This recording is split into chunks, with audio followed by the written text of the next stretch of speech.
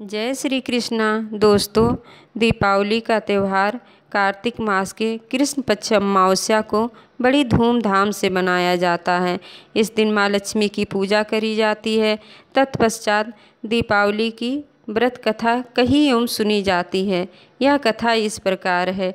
एक बार ऋषियों ने सनत कुमार जी से पूछा, भगवान, दीपावली के अवसर पर श्री लक्ष्मी जी के साथ साथ अन्य देवी देवताओं का पूजन क्यों किया जाता है, जबकि दीपावली का पर्व विशेषतः लक्ष्मी पूजन का है। ऋषियों की इस शंका को सुनकर सनत कुमार जी कहने लगे, हे ऋषियों, जब दैत्यराज बलि ने अपने भुज बल से अनेक देवताओं को बंदी बना लिया तो कार्तिक अमावस्या के दिन स्वयं विष्णु भगवान ने वामन रूप धारण करके उसे बांध लिया और समस्त बंदी बनाए गए देवताओं को कारागार से मुक्त करा दिया। कारागार से मुक्त होकर सभी प्रमुख देवों ने क्षीर सागर में लक्ष्मी सहित विश्राम किया। इसी कारण दीपावली के दिन लक्ष्मी पूजन के साथ साथ अन्य देवताओं के पूजन व शयन की व्यवस्था करनी चाहिए। ऐसा करने से लक्ष्मी अन्य देवताओं के साथ वहीं विश्राम करेंगी। लक्ष्मी जी तथा देवताओं के शयन के लिए ऐसी सैया बिछानी चाहिए जिस पर सुंदर नवीन वस्त्र व चादर बिछे हों। उस सैया पर कमल का फूल बिछाना चाहिए, क्योंकि लक्ष्मी जी का निवास प्रायः कमल में रहता है। हे ऋषियों, इस प्रकार विधिपूर्वक श्रद्धा युक्त होकर देवताओं व भगवती लक्ष्मी के पूजन से वह अस्थायी निवास करती हैं। भगवती लक्ष्मी के भोग के लिए गाय के दूध के खोए में सुगंधित द्रव्य मिलाकर लड्डू बनाना चाहिए। ऋषियों ने पुनः प्रश्न किया, भगवान, जब राजा बल ने लक्ष्मी जी व देवताओं को अपने बस में कर लिया तो फिर लक्ष्मी जी ने उसका त्याग कब किया? सनत कुमार जी ने उत्तर दिया, हे ऋषियों, एक बार देवराज इंद्र से भयभीत होकर राजा बल कहीं जा छिपा। इंद्र ने उसे ढूंढने का प्रयत्न किया। तभी उन्होंने देखा कि बल गधे का रूप धारण कर एक खाली घर में समय व्यतीत कर रहा है। इंद्र वहां पहुँचे और बल से उनकी बातचीत होने लगी। बल ने इंद्र को उपदेश देते हुए काल समय की महत्ता समझाई। उनमें बातचीत चल ही रही थी कि उसी समय दैत्यराज बल के शरीर से अत्यंत दिव्य रूपी एक स्त्री निकली।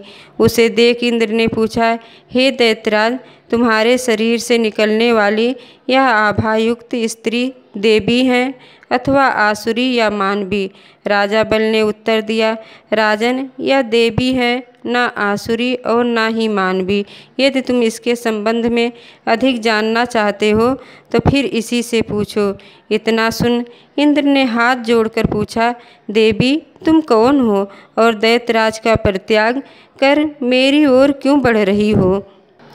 तब मुस्कुराती हुई शक्ति रूपी स्त्री बोली, हे देवेंद्र, मुझे न असुर पहचानते हैं और न देवगर, मैं लक्ष्मी हूँ।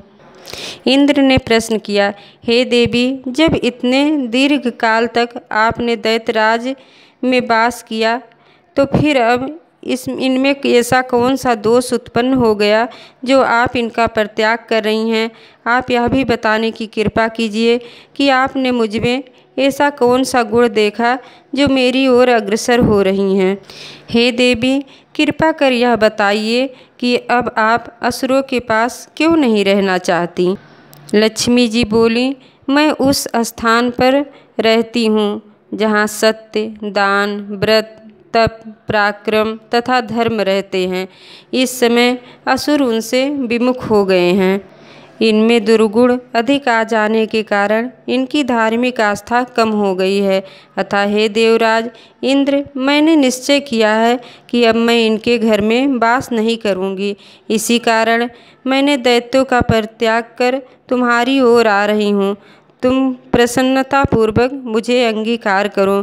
जहाँ मेरा वास होगा वहाँ आशा, श्रद्धा, धृत, शांति, जय, क्षमा, विजित और संगीत, ये 8 देवियाँ भी निवास करेंगी। तुम देवों में अब धार्मिक भावना बढ़ गई है, इसलिए अब मैं तुम्हारे यहाँ ही वास करूँगी। सनत कुमार जी बोले, हे ऋषियों, जो भी व्यक्ति लक्ष्मी को पाना चाहता है उसे उत्तम आचरण करना चाहिए, तभी माँ लक्ष्मी की कृपा उसे प्राप्त होती है। बोलो लक्ष्मी माता की जय।